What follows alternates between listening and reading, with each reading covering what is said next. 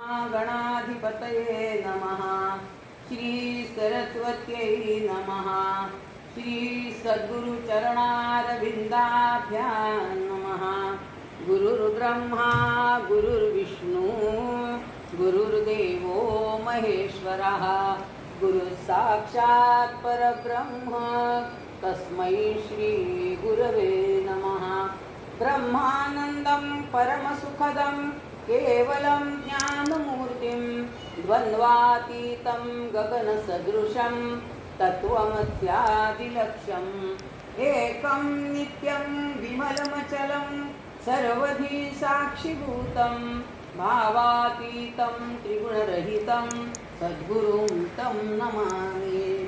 या कुन्देन्दुतुषारहारधवला या शुभ्रवस्त्रावृता या वीणावरदण्डमण्डितकरा या श्वेतपद्मासना या ब्रह्माच्युतशङ्करप्रभृतिभिर्देवैः सदा वन्दिता सा मां पातु सरस्वती भगवती निःशेषजाड्यापहा। सकलभुवनमध्ये निर्विशेषं निरीहं विधिहरिहरवेद्यं योगिभिर्ध्यानगम्यं जननमरणभ्रान्तिभ्रंशि सच्चित्स्वरूपं सकलभुवनबीजं ब्रह्मचैतन्यमीडे। सद्गुरु समर्थ ब्रह्मचैतन्य महाराज की जय। आपदामपहर्तारं दातारं सर्वसम्पदां लोकाभिरामं श्रीरामं भूयो भूयो नमाम्यहम्। कृष्णाय वासुदेवाय हरये परमात्मने प्रणतः क्लेशनाशाय गोविन्दाय नमो नमः। भगवान गोपाल कृष्ण महाराज की जय। अवधूत चिंतन श्री गुरुदेव दत्त। जय जय रघुवीर समर्थ।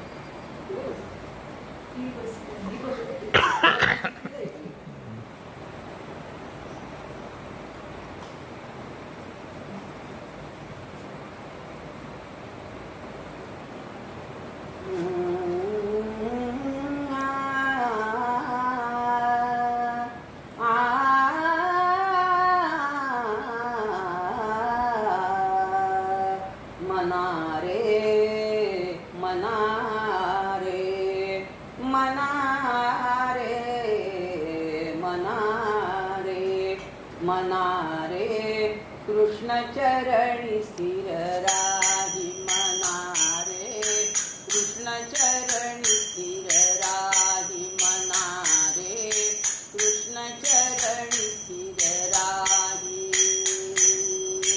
दया क्षमा शांती अवलंबुनी दुष्टवचन ते काही मनारे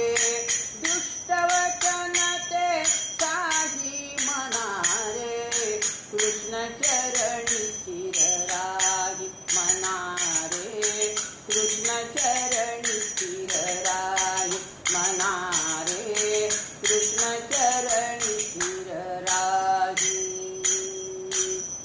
दास कृष्णाचा विनवी निश्चय दास कृष्णाचा विनवी निश्चय सद्गुरु आज्ञा पाही मनारे सद्गुरु आज्ञा पाही मनारे कृष्ण चरणी स्थिर राही मनारे कृष्ण चरणी स्थिर राही मनारे कृष्ण चरणी स्थिर कृष्ण चरणी स्थिर कृष्ण चरणी स्थिर राही।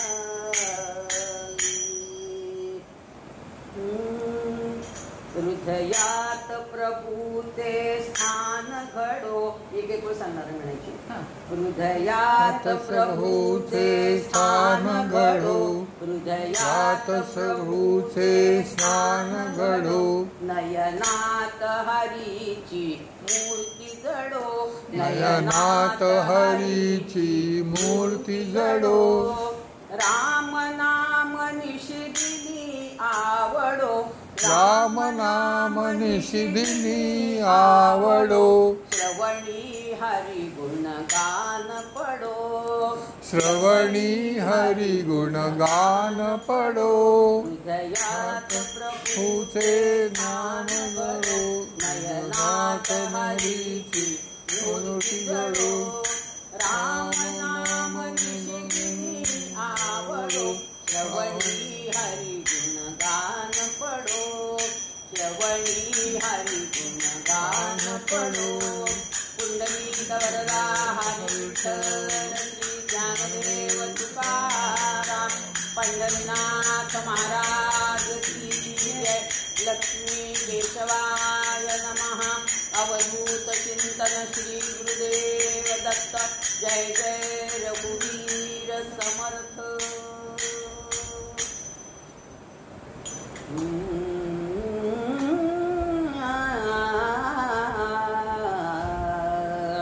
पर उपकारे काया वाचा मन, पर उपकारे काया वाचा मन, देची सुदर्शन रक्षित या, देची सुदर्शन रक्षित या, रक्षित या.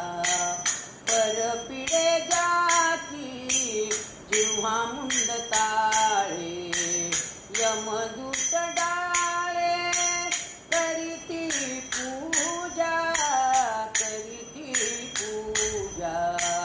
पर उपकारे काया वाचा मन, पर उपकारे काया वाचा मन, पर उपकारे काया वाचा मन.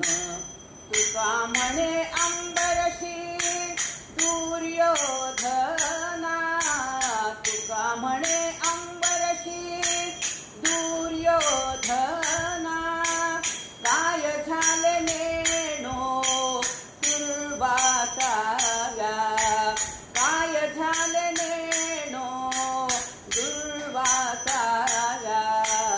पर उपकारे काया वाचा मन, पर उपकारे काया वाचा मन, पर उपकारे काया वाचा मन, काया वाचा मन, काया वाचा मन.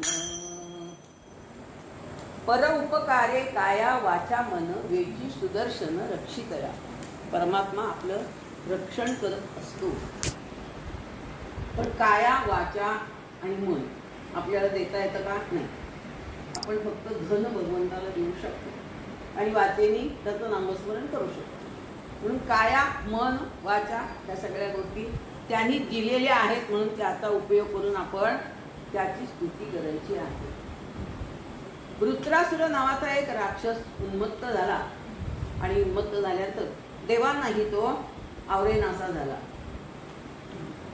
मी सांगते तिला, मी सांगते, देवांनाही तो आवरेनासा झाला. अनेक वेळा हे करून प्रयत्न पण त्याला मारता आला नाही. मग सगळे देव भगवान विष्णूंकडे गेले आणि त्यांना विचारलं की देवा, हा वृत्रासुर काही मारला जात नाही, तेव्हा तुम्ही काहीतरी उपाय सांगा. तेव्हा भगवंतांनी सांगितलं की तुम्ही दधीची ऋषींकडे जा आणि त्यांच्या अस्थी मागा. आता एखाद्याला अस्थी मागणं म्हणजे काय, तुम्ही मरा मग आम्ही अस्थी तुमच्या काढून घेतो असं म्हणण्यासारखं आहे. सगळे देव विचारायला असं कसं सांगायचं, ते जा म्हणाले तुम्ही, ते असं काही म्हणणार नाही. म्हणून देव आणि बाकीचे इंद्र आणि सगळे बाकीचे देव भगवान विष्णूंकडे गेले आणि भगवंतांना त्यांना भगवान विष्णूंनी आम्हाला तुमच्याकडे पाठवले म्हणून दधीचींच्या आश्रमामध्ये जाऊन पोचलेले आहेत. शेवटी स्तुती करावी लागते ना कोणाची तरी. मग काय झालं, इंद्र आलासे दधीची आश्रमाला, स्तुती करुनी प्रार्थितो तयाला, दस्ती द्याव्या असुरासी मारण्याला, अस्थि द्याव्या असुरासी मारण्याला, विनती आहे ही आपुल्या पदाला, विनती आहे ही आपुल्या पदाला. इंद्र आणि सगळे देव आले, दधीची ऋषींना नमस्कार केला आणि भगवान विष्णूने आम्हाला तुमच्याकडे पाठवलेलं आहे, त्यामुळं आम्ही इथे आलेलो आहोत. वृत्रासुराला मारण्यासाठी आपल्या अस्थींचं शस्त्र करायचं. आता शस्त्र आणि अस्त्र हे दोन वेगळे प्रकार आहेत. शस्त्र करण्यासाठी कोणता तरी धातू लागतो, म्हणजे त्याचं शस्त्र करता येतं. पण अस्त्र जे आहे ते मंत्रास्त्र आहे. पर्जन्यास्त्र, पर्वतास्त्र, वायू अस्त्र, अग्नी अस्त्र, ही सगळी अस्त्र आहेत. त्या अस्त्राने शत्रूला मारायचं असतं, पण हे केलं नाही, घडलं नाही ते. मग काय करायला लागलं, शस्त्र घ्यावं लागलं. ते कोणतं शस्त्र आहे, दधीची ऋषींनी आपले प्राण भगवंतामध्ये विलीन केले आणि सांगितलं म्हणजे दधीची देतसे अस्थिदान ते, दधीची देतसे अस्थिदान ते, शस्त्र करुनिया मारी शत्रु ते, शस्त्र करुनिया मारी शत्रु ते, महानुभावी ते संत होत ते, प्राण लोभना धरित कधी ते, प्राण लोभना धरित कधी ते. आपल्याकडे काळी संत सत्पुरुष जे होते, प्राणाचा लोभ नव्हता त्यांना. आपल्याला सगळ्याचाच लोभ असतो, की एवढंच काही झालं की त्याचा लोभ आपल्याला निर्माण होतो. पण संत सत्पुरुष सगळं काया वाचा मन सगळं त्यांनी परमेश्वराला अर्पण केलेलं असतं, म्हणून त्यांना अस्थि देण्यामध्ये काही विशेष केलंय असं वाटलं नाही. म्हणून त्याने आपले प्राण भगवंतामध्ये समाधी अवस्थेत त्यांनी विलीन केले आणि मग इंद्राने त्यांच्या अस्थि काढून घेतल्या आणि त्या अस्थींपासून वज्र नावाचं शस्त्र तयार केलं. त्या इंद्राच्या हातात जे आहे ते वज्र, त्यांच्या म्हणजे अस्थींमध्ये किती ताकद होती त्यांच्या ऋषींच्या, दधीची ऋषींच्या, की त्यांचं अस्त्र करून त्यांनी वृत्रासुराला मारला. म्हणून संत सत्पुरुष ज्यांचे आहेत ते पर उपकारे काया वाचा मन सगळं त्यांनी भगवंताला अर्पण केलेलं आहे. तर सांगतात परपिढे ज्याची जिव्हा मुंड ताळे, यमदूत डाळे करी ती पूजा. इतरांची निंदा करायला जाऊ नये, पण स्तुती सुद्धा करायची असते तर कोणाची करायची आहे. संत आमचे आम्हाला सांगतात स्तुती करावी परमेश्वराची, करू नये व्यर्थ कधी नराची. स्तुतीस त्या मानव प्राप्त होतो का, नाही. परमेश्वराची स्तुती करायची, स्तुतीस त्या मानव न प्राप्त होतो. स्तुतीला मनुष्य प्राप्त होत नाही कधीही. म्हणते स्तुती करावी परमेश्वराची, करू नये व्यर्थ कधी नराची. आता निवडणुका आलेल्या आहेत, पैकी ते उभे राहतील, नेपिंगात यांनी हे केलं, ते एवढे दानशूर आहेत वगैरे वगैरे सगळं सुरुवात होते. तेव्हा तशी स्तुती खोटी कोणाचीही करू नका. परमेश्वर प्रसन्न होतो तसा न तो मानव प्राप्त होतो.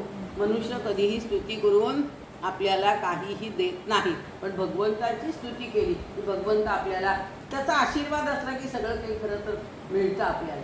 तेवढंच आपण फक्त मागायचं असते.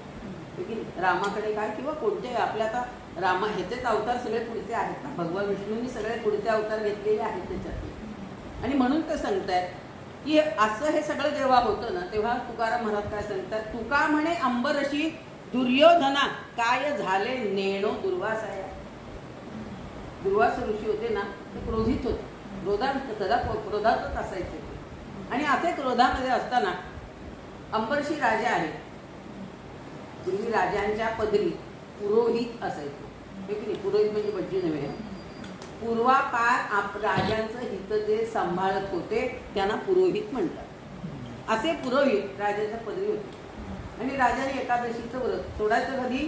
सूर्योदयाला एकादशीचं व्रत सोडायचं असतं. कारण निर्जळा एकादशी पूर्वीचे लोक करत होते की नाही. आम्ही खिचडी खातो, कधी तांदूळ खातो, हे खातो, ते खातो आणि उपवास केला म्हणतो. महाराज काय सांगतात? उपवास करू नका, उपासना करा. उपासना देवाच्या जवळ आसन घाला आणि त्याची प्रार्थना करा, असं त्यांनी सांगितलेलं आहे. तेव्हा राजाला आनंद झाला. आज द्वादशीचं आहे, माझी एकादशीचं व्रत होतं, ते सोडायचं आणि तेवढ्यात तुम्ही आलेले आहात. त्यामुळं राजाने सांगितलं पारणं करायचं, तुम्ही आहात तर जातो स्नानाला आणि आता परत येतो, असं त्यांनी राजाला सांगितलं. आणि सांगितल्यानंतर राजा म्हणाला ठीक आहे. दुर्वास ऋषी जे स्नानाला म्हणून गेले ते बराच वेळ झाला तरी त्यांचा पत्ता नाही. मग शेवटी त्याने आपल्या पुरोहितांना विचारलं की आता काय करायचं म्हणाले. ते म्हणाले काही नाही, तू पाण्याची आपोषणी घे आणि ते फक्त उपास सोड, बाकी काही करू नको. आता आपोषणी म्हणजे काय आपल्याला माहिती आहे सगळं, नाही का? 3 पळ्या पाणी पोटात घ्यायचं आपल्या याच्यामध्ये. केशवाय नमः, नारायणाय नमः, माधवाय नमः, गोविंदाय म्हणून खाली सोडायचं पाणी. असं 2दा करायचं. पूर्वी त्रिकाल संध्या करत होते लोक 3 वेळाला, सूर्योदय, माध्यान्ह आणि सूर्यास्त. अशा 3 वेळेला संध्या केली की ते किती पळ्या पाणी आपल्या पोटात जात होतं? 18 पळ्या. आणि ते पाणी आपल्या रक्तात मिसळतं. म्हणून पूर्वीच्या लोकांना ब्लड क्लॉट होत नव्हते. आता संध्या सोडली म्हणून ब्लड क्लॉट सगळ्यांना व्हायला लागलेले आहेत. मग आपोषणी घेऊन राजाने उपासाचं पारणं एकादशीचं सोडलं. दुर्वास आले, दुर्वासानं कळलं राजाने माझ्या हाती उपास सोडला म्हणून त्यांनी भगवंताला, राजाला शाप दिला, 10 जन्म तुला घ्यावे लागतील. आणि मग राजाने सांगितलं मी माझ्याकरता करतच नाही आहे, मी भगवंताची सेवा म्हणून हे करतोय सगळं. त्यामुळे त्यांनी भगवंताला सांगितलं देवा तुम्हीच बघा काय काय करायचं ते तुम्ही ठरवा आता, असं सांगितल्यानंतर भगवंतांनी सुदर्शन चक्र दुर्वासांच्या मागे सोडले. ते दुर्वास फिरतात सगळे, 3ही लोकात जाऊन आले, कुणीही त्यांना त्या चक्रापासून सोडवू शकलं नाही. शेवटी भगवान विष्णूंकडे आले आणि भगवंतांना म्हणाले देवा आता काय करायचं, मला काही सांगू नको, तू जा आणि अंबरीशाची क्षमा माग म्हणजे त्या आश्रमाच्याकडे ये. म्हणजे देवांचा सुद्धा आपल्या भक्तांवर एवढा विश्वास होता की माझा भक्त कधी वावगं वागणार नाही, हे की नाही. आणि म्हणून शेवटी दुर्वासांना येऊन अंबरीश राजाची क्षमा मागावी लागलेली आहे. आणि मग सुदर्शन चक्र पलीकडे पुन्हा भगवंतांच्याकडे परत गेले होते, हे की नाही.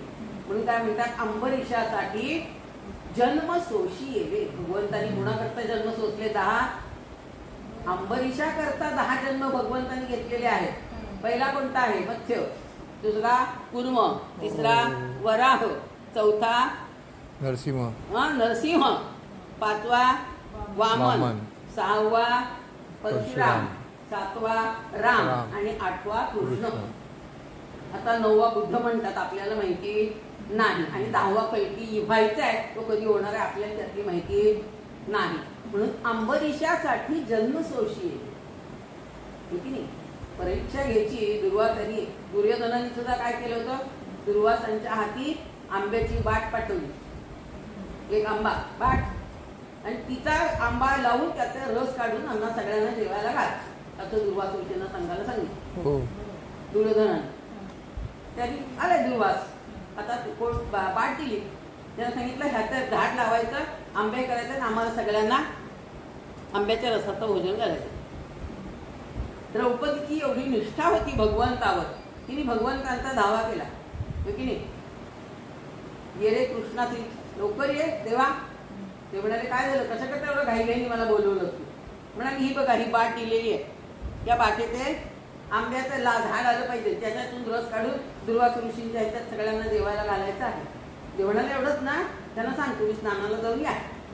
दुर्वास गेले स्नानाला, परत येईपर्यंत हातामध्ये बाट, त्याच्यावर झाड झालं, झाडाला आंबे लागले, आंब्याचा रस काढला आणि सगळ्यांची पानं जेवायला बसले.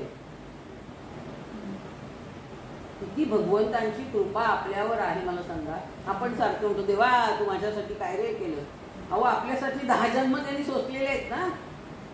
कधीतरी आपल्याला असं वाटतं की देवा तू किती आमच्यासाठी कष्ट करतोस रे, असं कधीही आपल्या मनात येत नाही. काही झालं की आपण दोष फक्त देवाला देतो. देवा माझ्याच नशिबाला, देव कोणाच्या नशिबाला काही लावत नाही, होय की नाही. आपलं जसं कर्म असेल त्याप्रमाणे आपल्याला त्याचं फळ मिळतं. कर्मण्येवाधिकारस्ते मा फलेषु कदाचन, होय की नाही. आपण जे चांगलं वाईट कर्म केलेलं असेल त्या कर्माप्रमाणे आपल्याला सुख दुःख भोगावं लागतं, होय की नाही. पूर्वी ते राजे आमचे किती विद्वान होते. विश्वामित्रांनी हरिश्चंद्र राजाला स्वप्नामध्ये दान दिलंय. हरिश्चंद्र राजाने विश्वामित्रांना, आणि ते दिलेलं दान पूर्ण करण्यासाठी किती कष्ट केले. मग काय म्हणतात, हरिश्चंद्र नृपती सर्वस्वाने रंगती देवमुनी प्राणपणाने. देवमुनी सगळे हरिश्चंद्र राजाच्या ह्याच्यामुळं सगळे हे झालेले आहेत, आनंदी झालेले. की स्वप्नात दिलेलं, आता प्रत्यक्षात दिलेलं दान सुद्धा हे करत नाही, विचार करत नाही त्याचा. पण स्वप्नात दिलेलं दान खरं करण्यासाठी किती कष्ट सोसले हरिश्चंद्राने, नाही का. डोंब केलेला आहे, त्याच्या बायकोला हे केलंय, त्रास दिलाय, मुलाला दिलाय, रोहित सगळ्यांना त्रास दिलेला विश्वामित्राने. म्हणून ते सांगतात की अंबरीषा दुर्योधन काय केले देवानी, यासाठी ऐसे योजिले श्रीपती संकल्पाचे हाती सर्व सिद्धी. संकल्प चांगला करा की देव तो पूर्ण करून घेणार आपल्याला, ठीक आहे. पण आमचं काय होतं, संकल्प केला की लगेच विकल्प मनात येतो लगेच. माऊली काय म्हणतात, संकल्प विकल्पाचे लुगडे सांडूनिया मन उघडे, बुद्धी दाविली मागिलीकडे उगाची बैसे. संकल्प केला की लगेच विकल्प आमच्या मनात येतो. म्हणून माऊली म्हणतात संकल्प करायचा आहे ना, चांगला संकल्प करा. विकल्प येणार नाही असा संकल्प करा, म्हणजे तो संकल्प पूर्ण केला जातो. म्हणजे काय संकल्प, आणखी काय सांगितले त्यांनी, श्रोत्रम श्रुते नैवन कुंडलेन दानेन पाणीर्न च कंकणेन विभाती खाया खलु सज्जनाना, नाही का, परोपकारेण च चंदनेन. कान कशासाठी आहेत, चांगलं श्रवण करण्यासाठी, कुंडल घालण्यासाठी नाही. दानेन पाणीर्न च कंकणेन, हात कशासाठी आहेत, दान करण्यासाठी. बरं की महाराजांचा गोंदवलेकर महाराजांच्या आयुष्यातला किस्सा सांगतो. महाराजांना कुठे पूर्वीच्या काही दाढी करायला गावचे नागी यायचं ना, महाराज दाढी करत बसले होते, तो मनुष्य दाढी करतो. तेवढा ते कोणतरी मनुष्य आला, त्यांनी महाराजांना सांगीचा वाढ घालला. दाढी करता करते तिथे बसले.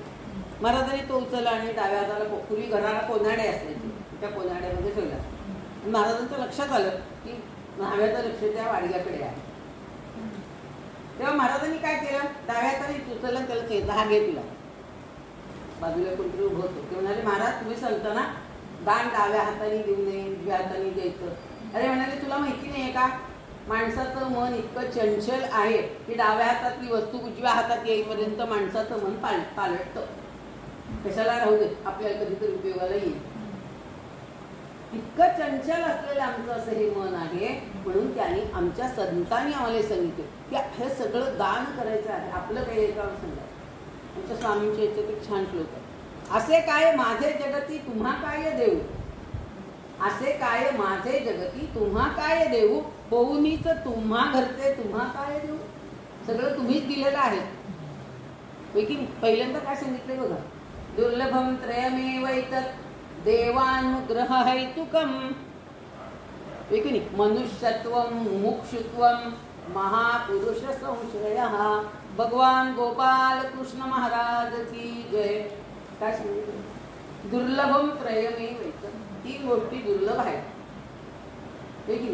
मनुष्यत्वम, मनुष्य मिळाला, देह आपल्याला छान दिलेला आहे. मुमुक्षुत्वम, मुमुक्षुची मोक्षाची इच्छा करणारा त्याला मुमुक्षु म्हणतात. आणि महापुरुष संश्रयः, संतांचा सत्पुरुषांचा सहवास मिळणं, हे महागोष्टी ह्या सांगितलेल्या आहेत. आपल्याला मानव देह मिळालेला आहे, त्याच्यामुळं त्यांना जे काही करायचं आहे ते ह्या मानव देहामध्येच आपल्याला सगळं काही करता येतं.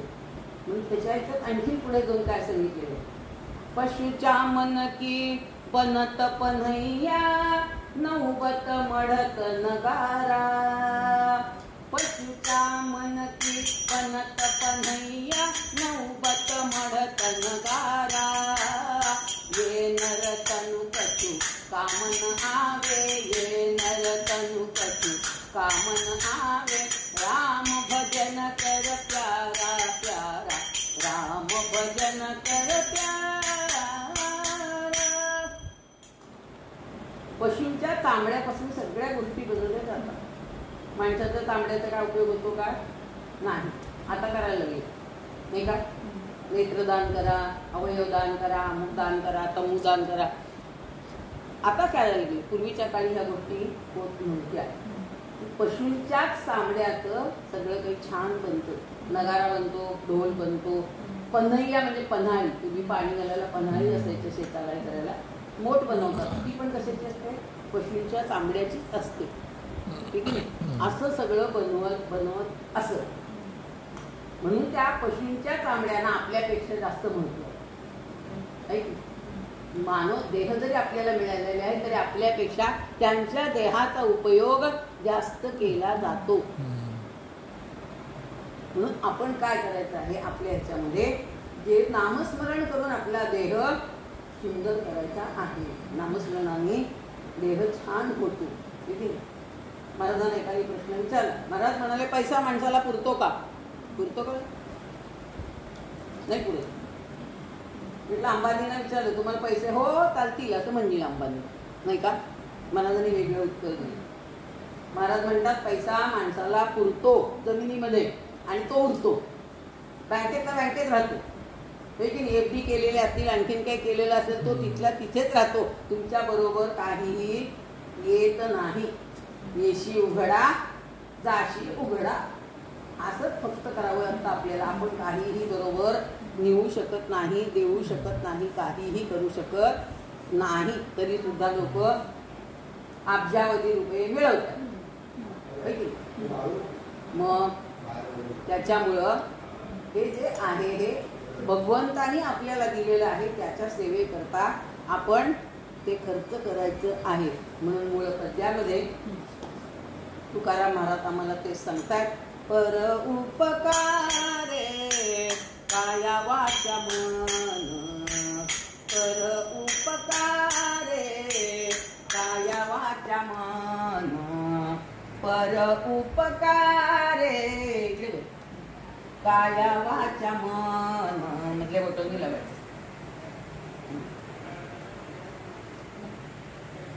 त्याला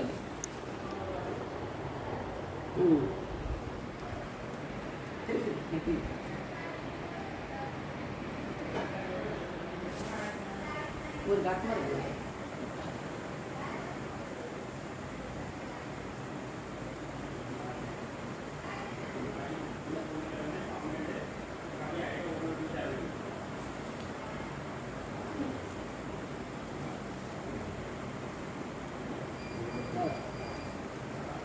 मूळ पद्यात तुकाराम महाराजांनी आम्हाला हे सांगितलंय.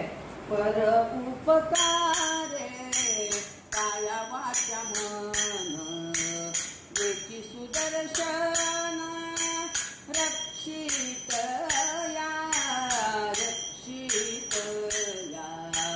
तुका म्हणे अंबरशी दुर्योधना काय झाले नेणो दुर्वासाया पर उपकारे काया वाचा मन पर उपकारे काया वाचा मन पर उपकारे काया वाचा मन काया वाचा मन काया वाचा मन.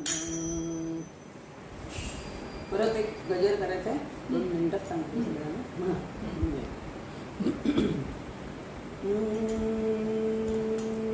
जय जय विठोबा रखुमाई जय जय विठोबा रखुमाई जय जय विठोबा रखुमाई जय जय विठोबा रखुमाई.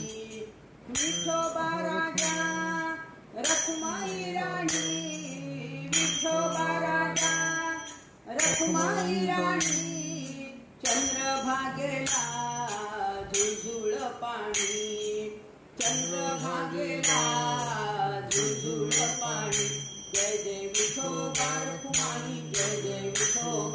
कुमारी जय जय विठोबार कुमारी जय जय विठोबार कुमारी पुंडलिक वरदा हरी लक्ष्मी ज्ञानदेव तुकाराम पंढरीनाथ महाराज की जय लक्ष्मी केशवाय नमः जय जय रघुवीर समर्थ.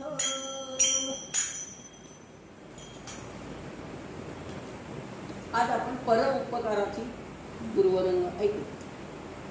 तर त्याच्यामध्ये भगवंतांच्या द्वारामध्ये विष्णूंच्या इथे वैकुंठामध्ये जय आणि विजय नावाचे 2 द्वारपाल होते पूर्वीच्या काळी. सेवा करायची भगवंतांची. आणि त्यांचे वडील सुशील नावाचे होते. ते भगवंतांची सेवा करायचे आणि पूजा अर्चा रोज नैवेद्य. एक दिवस जयची बायको स्वयंपाक करायची, एक दिवशी विजयची बायको स्वयंपाक करायची आणि भगवंताला नैवेद्य होईल. असं अनेक वर्ष चाललेलं होतं. पण नैवेद्य कसा असायचा? सुवर्णाच्या ताटामध्ये नैवेद्यच तो होई.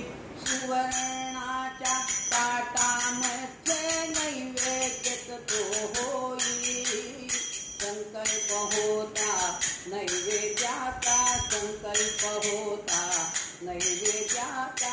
विष्णू लोकी तो जाई जाई, विष्णू लोकी तो जाई. नैवेद्याचा संकल्प झाला की ताट विष्णू लोकांमध्ये टाकतो. असं अनेक वर्ष चाललेलं होतं. आणि एके दिवशी जयंतीने स्वयंपाक केला आणि तिला वाटलं आमटीत मीठ घातले का म्हणून हातावर ते टाकून बघितलं. उष्टा झाला. संकल्प केला, ताट हालायला तयार नाही. खूप प्रयत्न केले, आळवणी केली देवाची. तुम्ही त्याला कर्मठ होत, आपल्या कर्मावर ठाम असायचे. असं म्हणजे असंच झालं पाहिजे अशी त्यांची पद्धत होती. दुसऱ्यांचा विचार नाही, मी जसं म्हणेन तसंच झालं पाहिजे अशी पद्धत होती. ठीक आहे. तर सासऱ्यांना राग आला. त्यांनी बोलवलं, जयंती इकडे ये. जय विजय आणि जयंती. आज देवाचा नैवेद्य हलत नाही. आम्ही देवाला नैवेद्य दाखवतो तर काय करतो? 2दा पाणी फिरवतो आणि देवाला सांगतो, देवा पाण्याच्या आतलं माझं आहे, पाण्याच्या बाहेरचं सगळं तुझं आहे. देव म्हणतो सगळंच माझं आहे, तुझं काहीच नाही आहे. होय की नाही? म्हणून 13 आकडा कसा आहे? भगवंत सांगतात कुछ नाही तेरा सब है मेरा. आपण म्हणतो हे माझं आहे, हे माझं आहे, हे माझं आहे. नाही का? आपलं काही नाही, सगळं त्याचं आहे, त्यांनी दिलेलं आहे. ते फक्त सांभाळायचं काम आपण करायचं. म्हणून आपल्याकडे काय आहे? योगक्षेमम वहाम्यहम. योग म्हणजे जे नाही ते भगवंत आपल्याला प्राप्त करून देतात आणि जे दिलेलं आहे त्याचा सांभाळही तेच करतात. त्यामुळं नैवेद्य दाखवला, पान हलत नाही म्हटल्यावर तर त्यांनी बोलत काय झाले? ती म्हणाली काही नाही, आमटीला मीठ घातले की नाही बघण्यासाठी आमटी टाकून बघितली. नैवेद्य उठता झाला म्हणून देवाकडे तो जात नाही. त्यांना अतिशय राग आला सासऱ्यांना. त्यांनी काय केलं? तिला शाप दिला. पूर्वीच्या काळी लगेच शाप दिले द्यायचे असे ते. होय की नाही? स्वसुर देती तुझ शाप अति क्रोधे, शिळा होशील तू सरोवरामध्ये. मेरू पर्वती है सिद्ध सरोवर, लागताची हो करी तुझ कर, लागताची तुझ हरिताची कर. सासऱ्यांनी शाप दिला, तू शिळा होऊन मेरू पर्वतावर सिद्ध सरोवर आहे तिथे जाऊन पडशील. वाईट वाटलं. धावत आली मामांनी काहीतरी शाप द्या. तेव्हा त्यांनी सांगितलं की भगवंताचा हात जेव्हा तुला लागेल त्यावेळेला तुझा उद्धार होईल. पूर्वीच्या काळी तपश्चर्या करत होते. आता तप म्हणजे 12 वर्ष. 12 वर्ष तेव्हा नाही, सगळे राक्षस जरी होते ना, सगळे 10,000 वर्ष तपश्चर्या करत होते. ठीक आहे. आपण सगळ्यांचंच बघतो ना. 11व्या अध्यायामध्ये शिवलीला म्हणतात सांगितलं ना, त्याशी 10 सहस्र वर्षे पूर्ण आयुष्याचे निश्चय. राजकुमाराचं आयुष्य 10,000 वर्षाचं होतं, तुम्ही आता आणलं कसं करायचं? पूर्वीच्या काळी 10,000 वर्ष सामान्य सगळ्यांना असायचं असं. त्यामुळे त्यांना 10,000 वर्ष तपश्चर्या पूर्वीचे करत असेल. आणि म्हणून ते सांगतायत की तुला ज्या वेळेला भगवंतांचा हात लागेल त्या वेळेला तुझा पुन्हा उद्धार होईल. आता भगवंतांचा हात कसा लागायचा तिथे? प्रत्येक गोष्टीच्या मागे कारण हे असतंच असतं. निष्कारण कोणतीही गोष्ट परमेश्वर निर्माणच करत नाही, खरंच. प्रत्येक गोष्टीचा एका कुंभाराकडे एक मडकं होतं, त्याला खाली भोग पडले होते. त्या मडक्याला सगळी मडकी विकली गेली, ते विकलं गेलं नाही. तो विचारला होता कपा आता काय करायचं ह्या मडक्याचं? तेवढा ते सज्जन साधू एक आले सत्पुरुष तिथे. ते म्हणाले काय रे असं का? हा म्हणाले मडक्याला भोग पडले, आता कोण घेणार ते? माझ्याकडे पैसे नाही, तू देणार असला तर तसं दे मला. तो म्हणाला घेऊन जा, नाही तर मी कुठे राखण बसणार आहे त्याला.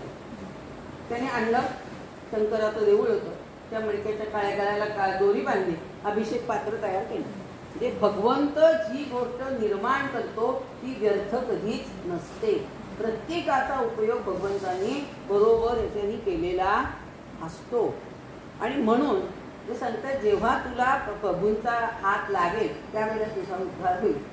पूर्वीच्या काळी यज्ञ करत असतो. कोण करत होतं यज्ञ? दक्ष. काही नुसता दक्ष होता. आणि पुन्हा जेव्हा त्याचा जन्म झाला तेव्हा दक्ष प्रजापती झाला. पहिल्यांदा नुसता दक्ष होता. कुणाचा? शंकरांचा सासरे बुवा, पार्वतीचे वडील. त्यांनी हे केलं, दक्षाने यज्ञ केले आणि त्यावेळेला शंकरांचा अपमान केला त्या यज्ञामध्ये. आणि म्हणून शंकरांनी वीरभद्र नावाचा आपला एक मित्र पाठवला. कसा निर्माण झाला होता तो? पार्वतीने देह अर्पण केला अग्नीमध्ये दक्षाच्या यज्ञामध्ये. ती गोष्ट शंकरांना कळली आणि शंकरांना राग आला. त्यांनी आपल्या जटा आपटल्या, त्यातून एका जटेतून वीरभद्र निर्माण झाला. आणि त्यांनी वीरभद्राला सांगितलं जर असं असं झालेलं आहे, जाऊन तिकडे काय करायचं ते कर. तो वीरभद्र तिकडे गेला आणि दक्षाचं डोकं उडवलं, अग्नीमध्ये जाळून टाकलं. त्याची पत्नी ते प्रेत तसंच ठेवून तपश्चर्या करत बसली, दक्षाची पत्नी. आणि तिने तपश्चर्या केली, यज्ञ बंद पडले, देवांना आविर्भाव मिळेनासा झाला आणि सगळे देव कंटाळले. प्रयत्न केले त्यांनी दक्षाला जिवंत करण्याचा, पण काही उपयोग झाला नाही. म्हणून सगळे देव भगवान विष्णूंकडे गेले. ते असा तर झालेला आहे, तुम्हीच काहीतरी आता ह्यातून मार्ग काढा. भगवंत म्हणाले ठीक आहे. भगवंत वैकुंठाहून खाली येता येता पेरू पर्वताजवळ आले. हा विजय तोपर्यंत तपश्चर्या करत बसलेला आहे. पत्नी घरात नाही तर इथे मी कशाला राहायचं इथे? तोही तिथे जाऊन तपश्चर्या करत होता. आणि ती तपश्चर्या कशी करत होता? अमृत कुंडामधुनी प्रतिवर्षी सुवर्ण कमल ते फुलते. सूर्याच्या पूजे समयी शेषतयाला अर्पण करीतो ते. रामा राम राम हरे हरे रामा राम राम राम सीतापते रामा राम राम राम रघोत्तमा रामा. प्रतिवर्षी एक सुवर्ण कमळ अमृतकुंडामधून निर्माण होतो. विजय भगवंतांची उपासना करतोय सूर्याचं. अनेक वर्ष तप केल्यानंतर सूर्य म्हणाला हा एवढा माझ्याकरता तप करतोय म्हणून ते भगवंतांनी सूर्याने ते सुवर्ण कमळ विजयला दिलं. ते विजय म्हणाला हे सुवर्णच म्हणा, मी काय करणार आहे? पत्नी असती तर तिला दागिने केले असते नाही का? म्हणून ते सुवर्णाचं कमळ त्यांनी त्या शिळ्या रूपी पत्नीला अर्पण केले. आणि असं दरवर्षी करता करता 108 कमळं भगवंतांनी त्याला अर्पण केली होती सूर्याने. आणि मग त्यांनी त्या 108 कमळांची माळ तयार केली आणि आपल्या पत्नी रूपी शिळेवर घातली. दक्षाला जिवंत करण्यासाठी ज्यावेळेला भगवान विष्णू वैकुंठातून आले त्यावेळेला ते मेरू पर्वताजवळ आले आणि त्यांना ती सुवर्णाची माळ दिसली. तिला उचलून घेताना भगवंतांचा हात त्या शिळेला लागला आणि त्यातून जयंती पुन्हा प्रगट झाली त्या ठिकाणी. आणि म्हणून विजय आणि जयंती त्या दोघांच्या म्हणून भगवंतांनी ती सुवर्णाची माळ वैजयंती म्हणून भगवंतांनी स्वतः प्रसाद त्या दोघांच्या नावाचा म्हणून जयंती आणि विजय म्हणून वैजयंती ही बाळ भगवंतांनी आपल्या गळ्यामध्ये घातली. असं सुवर्ण आपल्या आरतीमध्ये आहे. सुवर्णाची कमळे वनमाळा गळा. भगवंतांच्या आरतीमध्ये सुवर्णाची कमळे वनमाळा गळा अशा धरेने भगवंतांना ही सुवर्णाची माळ मिळाली. त्याच्यानंतर भगवंत शंकराने त्रिपुरासुर सगळ्या असुरांना मारण्यासाठी देव पुन्हा पुन्हा अवतार घेत असतात. तेव्हा त्रिपुरासुराला खूप तो उन्मत्त झालेला होता, कुणालाही आटोपत नव्हता. आणि म्हणून सगळ्या देवांनी प्रार्थना केली की आता तुम्हीच शंकर महादेव नाही का, तुम्ही जर काही केलं तर होईल. तर भगवंतांनी काय सांगितलं बघा, निसर्गातील शक्ती देवांचे तेज त्यात घालोनी अस्त्रतयानी केले नाम सुदर्शन त्यात ठेवोनी त्रिपुरासुरास त्या शस्त्रे मारुनी या मुक्त करीती जगतास त्रिपुरारी हे नाम त्यातून पडले सदा शिवात रामा राम राम हरे हरे रामा राम राम राम सीतापते रामा राम राम राम रघोत्तमा रामा. देवांचं तेज आणि निसर्गातली शक्ती म्हणजे निसर्गामध्ये किती शक्ती आहे आपल्याला कळत नाही, करत नाही. आज आम्ही निसर्ग संपवायला निघालेलो आहोत, हे की नाही. मग ते शस्त्र बनवलं, त्याला 1008 आर्या होत्या आणि असं सुदर्शन चक्र, त्याला सुदर्शन चक्र असं नाव दिलं. आणि त्रिपुरासुराला मारल्यामुळं भगवंतांना त्रिपुरारी असं नाव पडलं. म्हणून त्रिपुरी पौर्णिमेचा उत्सव त्याच्याकरता करतात की दिवे लावून अज्ञानरूपी अंधकार खरं नष्ट करायचं म्हणून ते दिवे लावले जातात. तेव्हा भगवंतांनी ते आपल्या मस्तकावर धारण केलं जटेमध्ये. भगवंतांची आराध्य देवता विष्णूंचे आराध्य दैवत शंकर, शंकरांचं आराध्य दैवत विष्णू. देव आपापले त्यात आराध्य सगळ्यांची वेगळी वेगळी असतात. त्यामुळं भगवान विष्णू शंकरांची पूजा करायची. कशी करायचे, पाताळातून सुवर्ण कमळे आणून पूजी शिवाला पाताळातून सुवर्ण कमळे आणून पूजी शिवाला परीक्षावे श्री विष्णूला परीक्षावे श्री विष्णूला लपविती एका कमळाला लपविती एका. रोज 1000 कमळांनी ज्या भगवान विष्णू शंकरांची करत. तेव्हा खरंच हा माझी मनापासून पूजा करतोय का म्हणून भगवंतांनी शंकरांनी एक कमळ लपवून ठेवलं.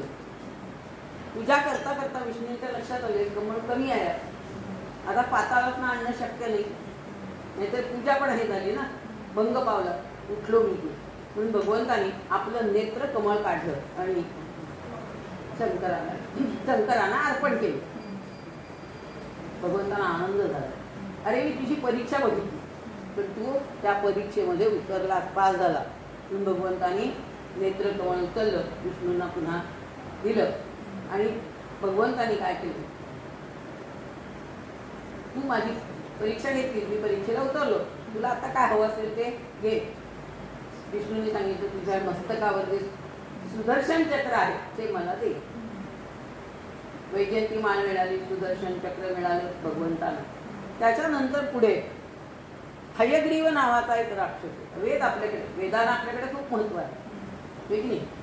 4 वेद आहेत आपल्याकडे, 4 वेद, 6 शास्त्र, 18 पुराण, पठता भो असं आपल्याकडे सांगतात. कधी मुंजीमध्ये मुंजा मुलगा ज्या वेळेला भिक्षा मागतो की नाही, आईकडे पहिली भिक्षा मागायची असते भिक्षा वेळेच्या त्यावेळेला आई सांगते ओम भवती भिक्षां देही. काय 4 वेद, 6 शास्त्र, 18 पुराण, पठता भो, सगळं तुला इतकं आलं पाहिजे.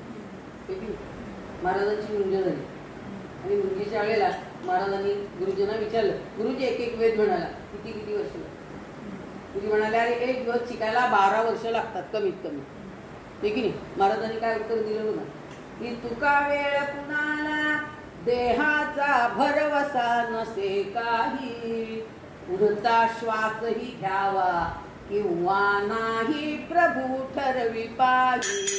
रामा रामा रामा हरे हरे रामा रामा रामा रामा सीतापते रामा रामा रामा रामा प्रभोत्तमा रामा. महाराज म्हणतात इतका वेळ कुठे आम्हाला, पुढचा श्वास घ्यायचा की हे सुद्धा आमच्या हातात नाही. तर तुम्ही एवढे इतकी वर्ष कोण त्याचा अभ्यास करणार. त्यामुळे चारही वेदांना भगवंतानी ब्रह्मदेवानी आपल्याजवळ ठेवलेलं होतं. आणि ठेवलेलं असताना सगळे राक्षस एकत्र झाले आणि हयग्रीवाला म्हणाले, बघा जोपर्यंत वेद नष्ट होत नाहीत तोपर्यंत आपल्याला उर्जितावस्था नाही. आणि म्हणून हयग्रीवानी मोठ्या शंखाचं रूप घेतलं आणि गडगडत गडगडत ब्रह्मलोकात गेला. त्या शंखाचा आवाजच एवढा प्रचंड होता की त्या प्रचंड आवाजाने ब्रह्मदेव मूर्छित पडले. आणि तेवढ्या वेळामध्ये त्या हयग्रीवाने त्यांच्या जवळ असलेले वेद घेतले आणि आपल्या पोटात ठेवून समुद्रामध्ये गुप्त झाला. वेद गेले. किती आपल्याकडे ग्रंथ संपदा किती होती नालंदाला, मुसलमानांनी सगळी संपवून टाकली. कितीतरी महिने जळत होतं सगळं, किती वर्ष जळत होतं. मोदींनी परत सगळं निर्माण केलेलं आहे आता. पण आम्ही काय करतो, आम्ही तेच करतो.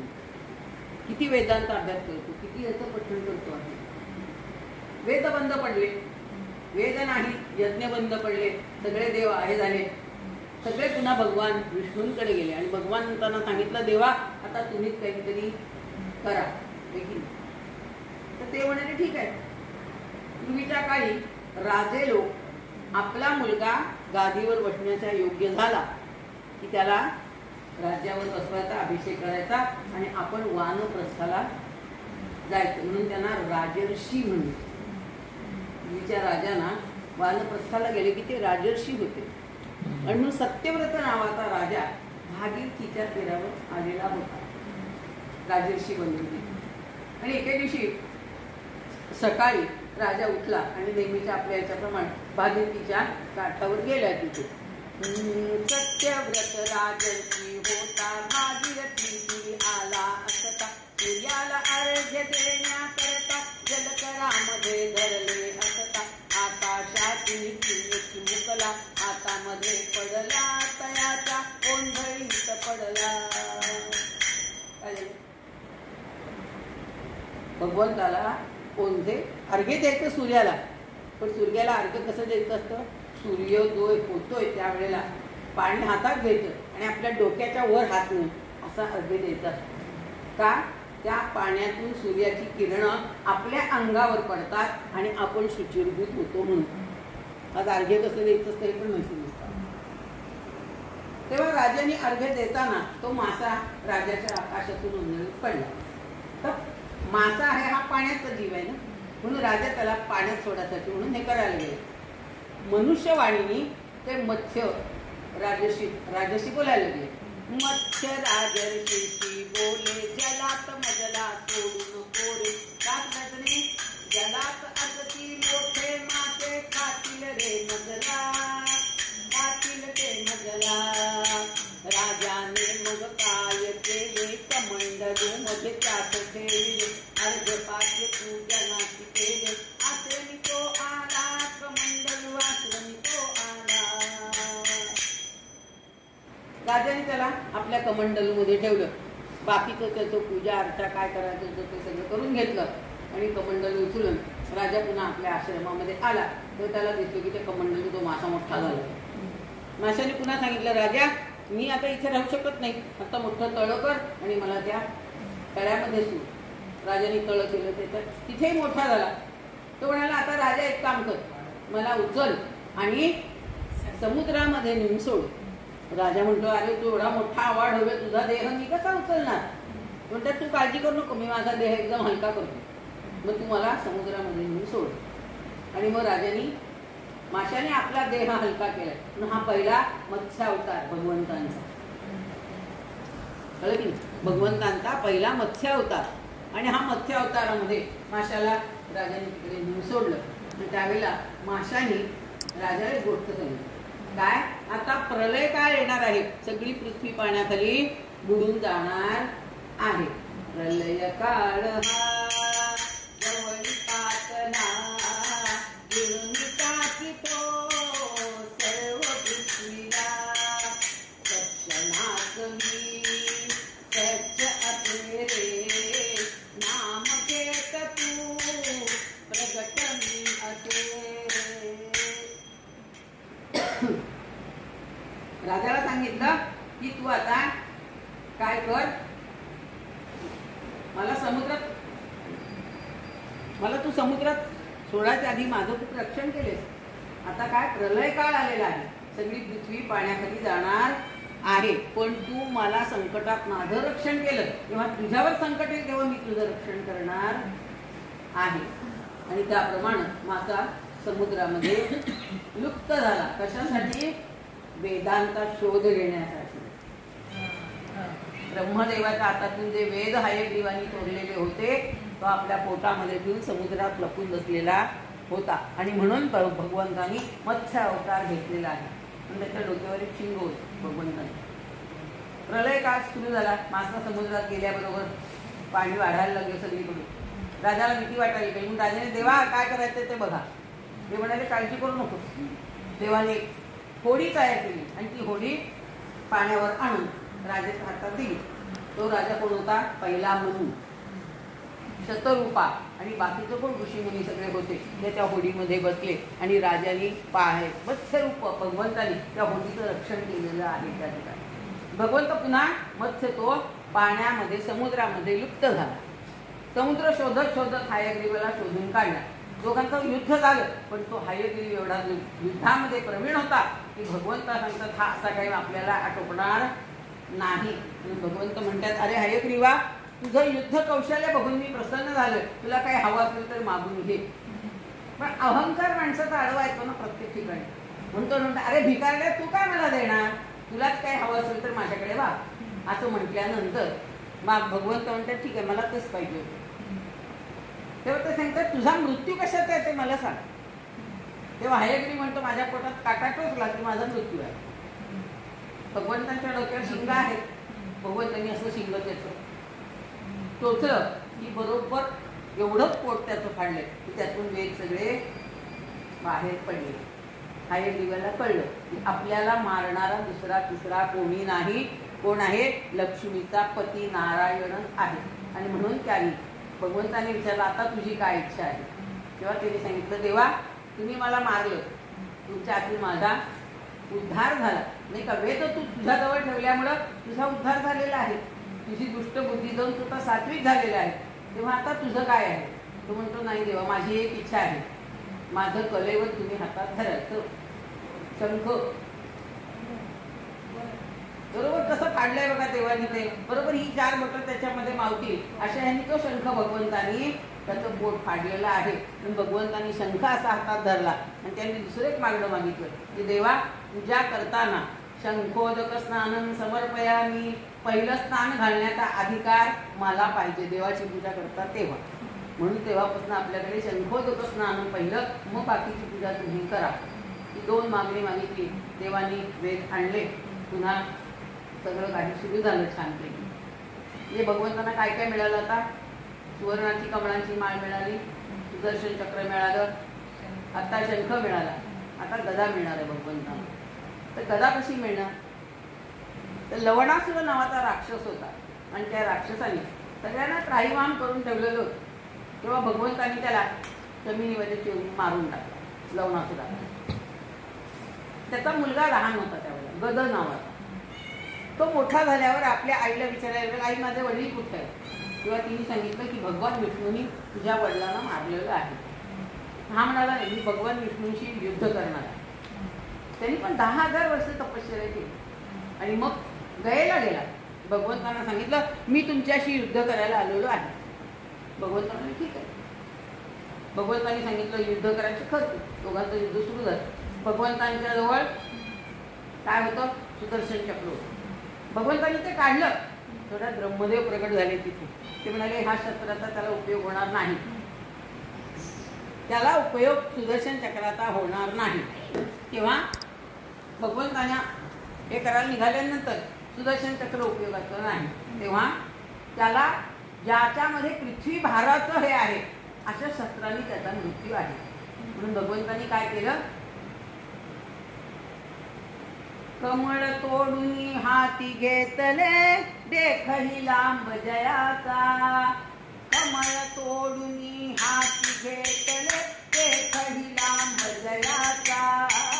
निसर्गातील शक्ती भरली गद हे त्याचे नावा, गद विझले त्या नावा.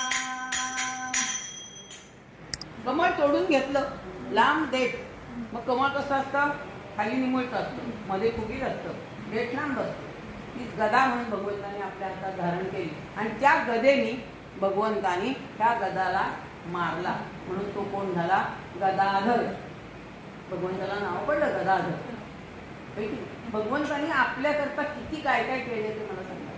पर उपकारे काया वाचा मन, इतकं सगळं भगवंताने आमच्यासाठी केलेलं आहे. आता शेवटी राहिली कोण, पद्म म्हणजे कमळ. तर भगवान विष्णू ध्यानस्थ बसलेले असताना त्यांच्या कानामधून मधु आणि कैटभ नावाचे 2 राक्षस प्रगट झाले आणि ते इतके उन्मत्त झाले ना की देवाला त्रास झाला. शेवटी देवाने त्यांच्याशी युद्ध केलं आणि त्याला विचारलं की अरे काय चाललंय तुमचे हे. भगवंताला उन्मत्तपणे असतात ना, युद्ध कौशल्य त्यांच्याकडे पण होतं आणि भगवंत विचारतात तुमचा मृत्यू कुठे आहे मला सांगा. तर जिथे पाणी नाही त्या ठिकाणी आम्हाला मृत्यू आहे. म्हणून भगवान विष्णूंनी मांडी मोठी केली आणि 2 मांडीवर दोघांनाही चेपून मला मारून टाकले भगवंत, मधु आणि कैटभ. आणि त्यांचा मेघ इतका होता की त्या मेघाचा पर्वत तयार झाला आणि म्हणून त्या पृथ्वीला मेदिनी असं नाव पडलं. तिचा आकार कमळासारखा आहे मेदिनीचा. म्हणून भगवंतांनी हातात धारण केली पृथ्वीला कमळ म्हणून पद्म. शंख चक्र गदा पद्म आणि सुवर्णाची माळ असं भगवान विष्णूंना सगळं काही प्राप्त करून झालेलं आहे. त्यांचं त्यांनी करून घेतलंय खरं. पण कशासाठी केलंय, पर उपकारे काया वाचा मन द्वेची सुदर्शन रक्षितया. त्या सुदर्शन चक्राने भगवंतांनी सगळ्यांचं रक्षण केलेलं आहे. तेव्हा असं उपकार आपणही आपल्याला करता येतात का ह्याचा विचार आपण करायचा आहे. त्याच्यामुळं मूळपद्यात आम्हाला तुकाराम महाराजांनी हेच सांगितलेलं आहे की तुका म्हणे अंबरशी दुर्योधना काय झाले नेणो दुर्वासाया. म्हणून आपण सुद्धा देवाकडे मागणं मागायचं आहे. वेळेवी देऊ संपवलं.